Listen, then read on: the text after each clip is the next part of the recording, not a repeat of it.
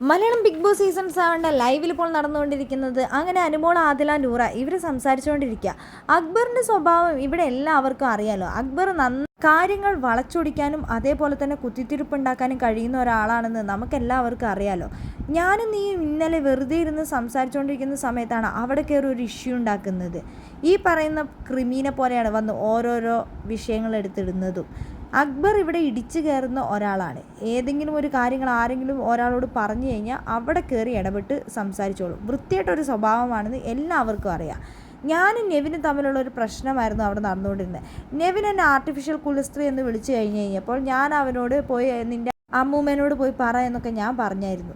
ആ സമയത്താണ് ആരിനും അതേപോലെ തന്നെ ഈ അക്ബറിനും എന്തിനാണ് ആ വിഷയത്തിൽ കയറി ഇടപെടുന്നത്, അതിനകത്ത് കയറി സംസാരിക്കുന്നത്. എല്ലായിടത്തും വലിഞ്ഞു കയറി സംസാരിക്കാനും ഒരു സ്പേസ് ഉണ്ടാക്കാനും വേണ്ടി ആണ് അവർ ഇടിച്ചു കയറിയിട്ട് ഓരോ പ്രശ്നത്തിലും ഇടപെടുന്നതെന്ന് എനിക്ക് നന്നായിട്ട് മനസ്സിലായെന്ന് അനുമോൾ ആദിലനോടും നൂറേനോടും പറയുന്നുണ്ട്.